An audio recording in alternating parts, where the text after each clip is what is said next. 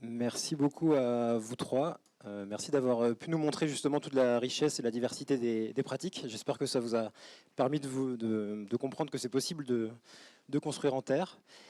Comme promis, le temps est arrivé pour les questions, donc n'hésitez pas, on est très nombreux ce soir, on est ravis d'ailleurs d'avoir autant de monde, ça montre que le sujet intéresse beaucoup.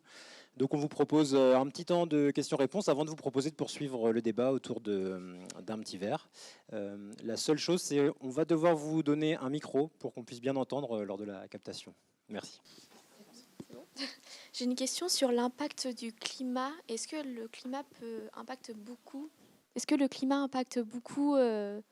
la solidité d'un bâtiment? Parce que vous avez montré, c'est au Yémen, là, où c'est la ville qui est toute en terre. Et est-ce que ça peut changer? Parce que on a des cours en école d'architecture sur les techniques sur la terre.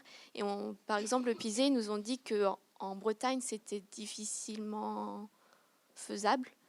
Et donc, ça veut dire qu'il y a des techniques plus adaptées à certaines régions. Donc, je me demandais à quel point le climat impacte les techniques. Je commence, tu compléteras.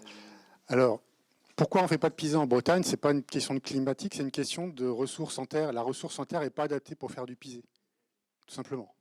Voilà, c'est des terres très particulières, le pisé, on ne les retrouve pas par ici, on les retrouve plutôt dans la région de Lyon et de Grenoble. Donc il y a climatique.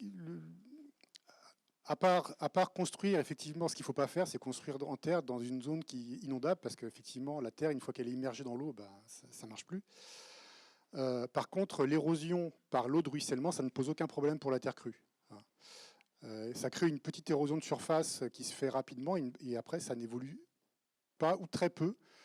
Néanmoins, effectivement, la plupart des patrimoines en terre, comme tous les patrimoines bâtis, quels qu'ils soient, nécessitent un minimum d'entretien. Voilà. Et donc, c'est ce minimum d'entretien qu'il faut faire régulièrement. Ce n'est pas tous les 15 jours, hein, je vous rassure, c'est tous les 10 ans, 20 ans, 30 ans. Voilà. Oui, une petite précision par rapport à la résistance mécanique. En fait, plus le matériau va être sec, plus on est dans un climat sec, et plus on a une cohésion qui est importante. C'est l'effet de la succion, peu importe. Donc, en fait, on va avoir les immeubles qu'on a vus à Chibam. Avant de les construire en Bretagne, on vérifierait un petit peu la résistance mécanique dans ce contexte breton. Et par rapport à la convenance des terres, en fait, là, il y a une différence de terre, mais il y a aussi une différence de teneur en eau du matériau au moment de l'extraction. Quand on veut sortir de la terre pour faire du pisé en Rhône-Alpes, les terres sont relativement sèches. On rajoute un petit peu d'eau, on a la bonne teneur en eau pour compacter. Par contre, en Bretagne, la terre souvent est trop humide et c'est toujours plus compliqué de sécher un matériau sur le chantier que de l'humidifier. Et donc, on pourrait éventuellement faire du pisé avec les terres en Bretagne, pourquoi pas, sauf que le problème, c'est que les terres sont souvent trop humides. Donc, bon, après, des questions de convenance aussi des terres. Les terres pour le pisé sont souvent avec des granulats qui sont roulés, qui compriment bien, c'est plutôt dans les plaines alluviales, alors que les terres qu'on trouve en Bretagne, c'est plutôt des altérites de roches sur place, quoi, donc qui ne sont pas forcément très roulés. Du coup, moi j'avais une question par rapport à comment on sait qu'on ne peut pas faire n'importe quelle technique avec n'importe quelle terre. Comment, en tant qu'architecte, on prend ça en compte lors de la conception? Est-ce que on va jusqu'au point de rechercher la terre qu'il nous faudra avant de concevoir le projet, ou il y a un entre-deux qui est possible? Je vais dire le côté maçon et puis après côté archi. Alors, ça dépend déjà le type de projet.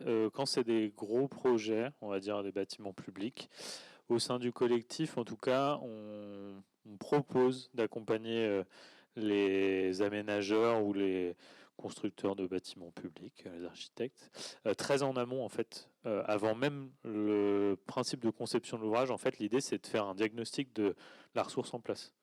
Parce que si ça se trouve, effectivement, c'est du caillou. Peut-être qu'il faut que tu remettes en question le principe même de construire en terre, si ça se trouve, à l'endroit où tu es. Dans tous les cas, généralement, en tout cas, nous, on trouve toujours de la terre quand on a des petits chantiers. On trouve toujours de la terre à 5-10 km du projet où on est. Après, pour utiliser la terre de site, effectivement, faut faire venir un spécialiste qui sait reconnaître la matière un minimum.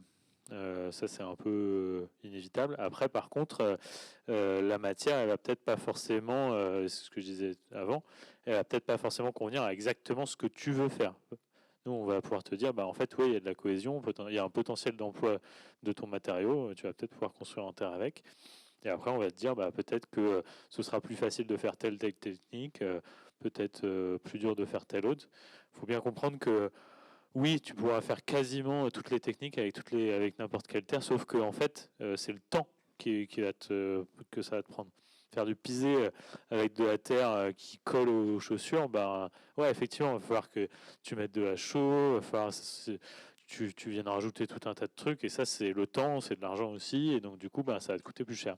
Faire du torchis avec une terre avec plein de cailloux, il va falloir que tu tamises tout, ça va être l'enfer, on va te dire, peut-être faut pas faire ça avec cette terre-là, quoi. C'est ça. Mais oui, après, faut qu'il y ait un regard un minimum, je pense, compétent pour venir tester la matière. Mais en fait, ce diagnostic ressources, on pourrait aussi le faire dans le réemploi en général des ressources sur un territoire, de la fibre aussi, de la terre, mais quand on déconstruit un bâtiment, se poser la question de comment on emploie les matériaux, etc., ça peut être une question aussi plus large que juste sur la terre. Tout simplement, nous, quand on intervient sur un projet, on essaie toujours de récolter d'une façon ou d'une autre un peu de terre du site. Soit, si on est aidé par le maître d'ouvrage qui peut nous amener une mini-pelle, on fait des trous, etc. Soit on vient avec une tarière, on creuse jusqu'à 80 cm et on voit grossièrement ce qu'il y a dedans. Ce n'est pas suffisant pour avoir une assurance totale de ce qu'on peut faire, mais en tout cas, ça donne une très bonne indication. Et puis, il y a les cas où on ne peut vraiment pas faire de terre, et il n'y en a pas beaucoup, en fait. Le cas le plus qu'on commence quand même pas mal à retrouver, c'est les terres polluées. Avec cette terre-là, on ne peut pas construire parce que voilà, c'est des mélanges pollués de terre qu'il ne faut pas mettre en contact avec les usagers. Donc ça, c'est un problème de terre qu'on retrouve non seulement en milieu urbain, mais même en milieu rural, dans le vignoble, par exemple, qui a des terres très polluées au cuivre et à l'arsenic. Mais je suis en général assez confiant parce qu'il y a des techniques comme l'Adobe, par exemple, qui finalement peut convenir à beaucoup de terres différentes. Et puis ensuite, on va doser avec plus ou moins de fibres pour avoir on va dire, le résultat optimal. Donc finalement, à part les terres polluées, ça ne m'est jamais arrivé de me dire « Ah bah non, finalement, cette terre-là, on ne pourra rien en faire ». Ça ne m'est jamais arrivé. J'apporte un tout petit complément par rapport à ça. Au sein du collectif Terre armoricain, on propose des accompagnements pour justement identifier les techniques qui sont utilisables avec des terres locales. Donc on fait une analyse de l'étude géotechnique. À partir de là, on identifie des couches qui potentiellement ont un intérêt pour la construction en terre. Et ces terres sont excavées et ce sont les maçons, donc des sachants, qui vont travailler ces terres et voir quelles sont les techniques qui sont les plus faciles à mettre en œuvre. C'est une question de facilité, pas une question de résistance mécanique. Je vais poser la question, c'est peut-être très spécifique, mais est-ce que la construction en terre nécessite forcément d'avoir de l'argile dans les sols et d'avoir des sols qui sont du coup un peu âgés? Puisque je pose la question puisque je viens d'une île où les sols sont plutôt jeunes et où on n'a pas forcément d'argile dans les sols, et je me demande si du coup la construction est faisable en terre dans ces régions-là où vous n'avez peut-être pas la réponse à ça. Alors en fait, l'argile, elle est quand même assez importante dans le sol. Il faut qu'il y ait un peu d'argile parce que les argiles ont la particularité d'être légèrement chargées électriquement. Et c'est ce qui va permettre, en lien avec les molécules d'eau, d'apporter de la cohésion. C'est une interaction chimique, enfin électrique. Donc en fait, avoir un petit peu d'argile dans le matériau, c'est ce qui va permettre de piéger un peu d'eau et d'avoir cette cohésion dans la matière. On peut avoir de la cohésion dans la matière avec des matériaux qui sont très très limoneux, avec peut-être très peu d'argile. Pas d'argile, je ne sais pas. Je ne sais pas si vous connaissez des matériaux sans argile qui tiennent, mais moi j'en ai jamais vu. Mais même éventuellement très peu d'argile et un peu de limon, parce que les limons vont avoir la particularité de créer des toutes petites porosités qui vont emprisonner de l'eau. Alors je fais la parenthèse, en fait on peut faire le parallèle avec le château de sable. Quand on fait un château de sable sur la plage, vous savez pertinemment qu'à un moment on arrive à mouler un château de sable parce qu'on a la bonne teneur en eau, mais qu'au bout d'un moment, s'il sèche trop, le château va s'effondrer parce qu'il n'y aura plus cette eau.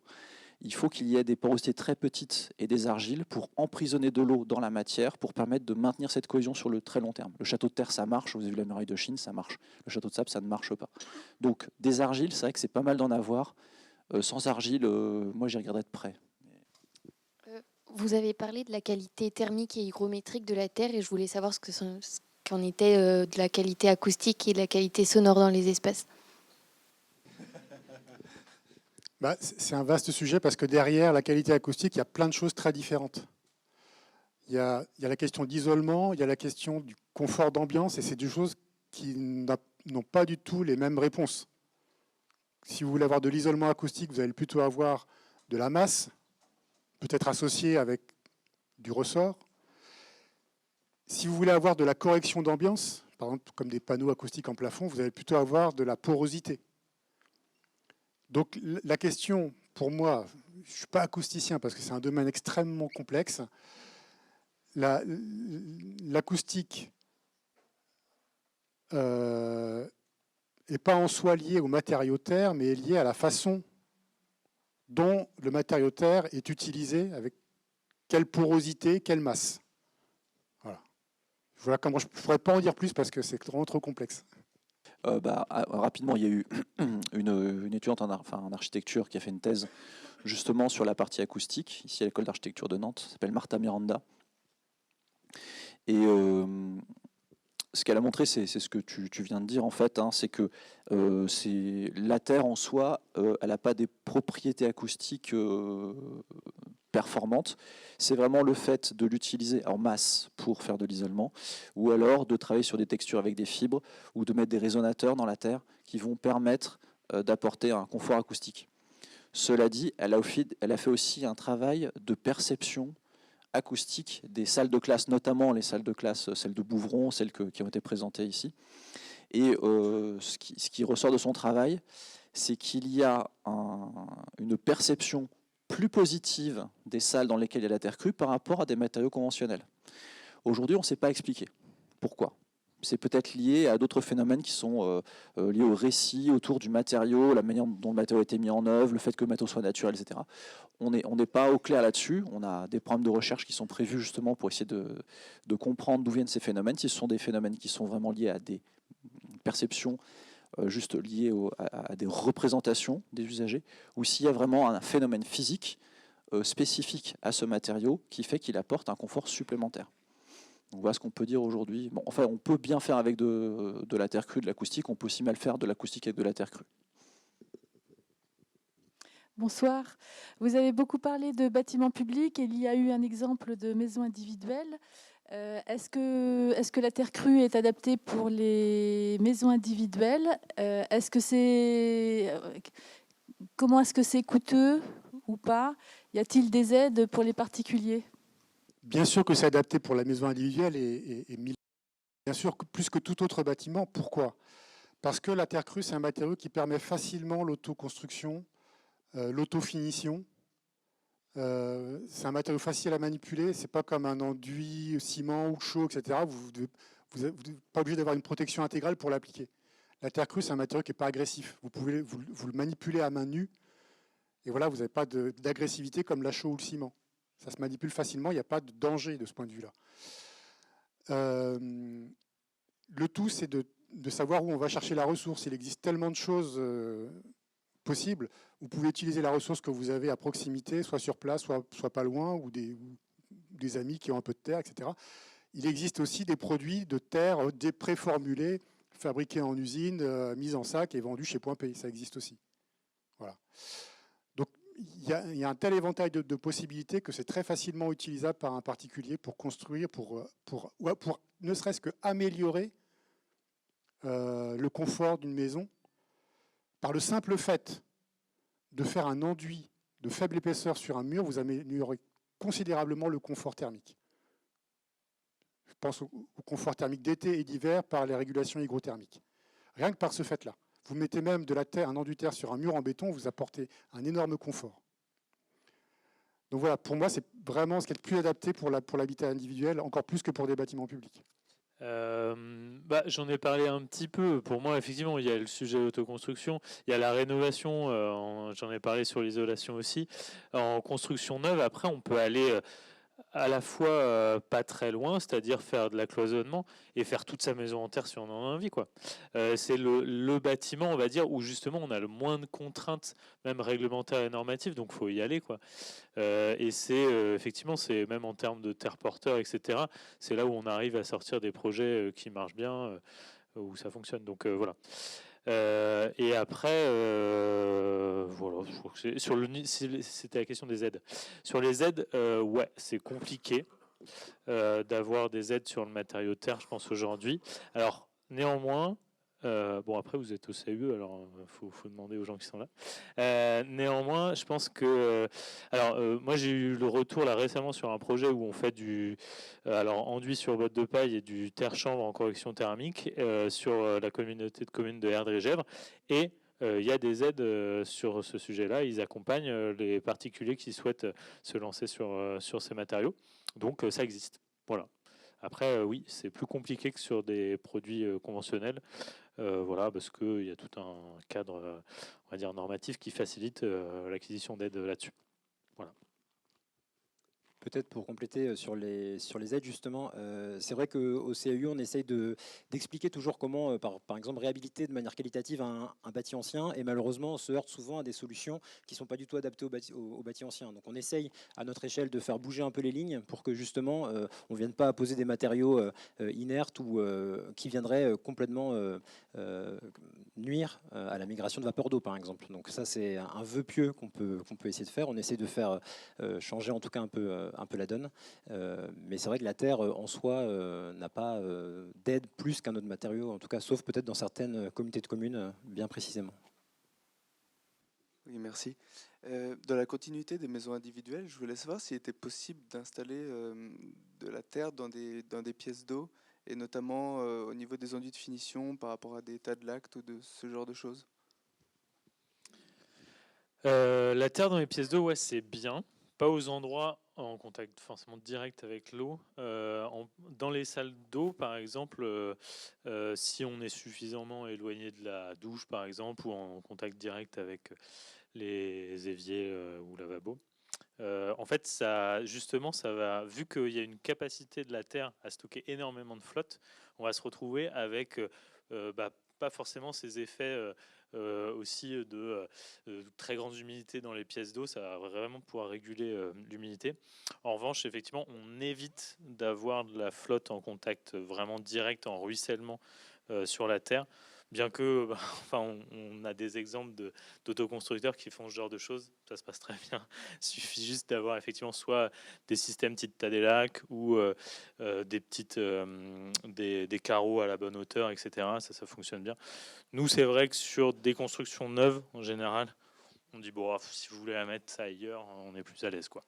Voilà, parce qu'on n'est pas à l'abri d'une petite pathologie à un endroit qui pourrait être mal tourné. Donc après, il y a plein d'endroits où on peut la mettre. Dans les pièces d'eau, ça fonctionne. Juste, on essaye de s'éloigner un tout petit peu des endroits sensibles, quoi. Merci pour vos questions. Merci à vous trois pour vos exposés complémentaires. On espère qu'on a réussi à vous convaincre, en tout cas, que la Terre, c'est possible. Là, donc, comme je vous avais dit, c'est vraiment dans une optique plutôt pour des particuliers, d'essayer aussi d'amener avec nous un certain nombre d'architectes, de maîtres d'œuvre, de constructeurs. Il y a d'ailleurs des choses qui se passent dans le département très intéressantes. On n'a pas eu l'occasion d'en parler ce soir, mais Maisonneuve, par exemple, à la Guérande, avec nos collègues de Loire-Atlantique Développement, travaille à des échelles d'habitat groupé et collectif.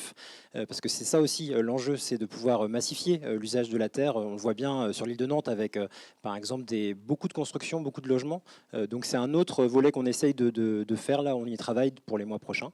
Voilà pour conclure. Je vous invite aussi à noter le prochain rendez-vous. Je vous éclaire un petit peu, mais... Jardiner un sol vivant, donc le 25 mai, et on va pouvoir poursuivre les échanges autour d'un verre juste derrière vous, le temps qu'on installe tout ça. Merci à vous pour votre présence en nombre.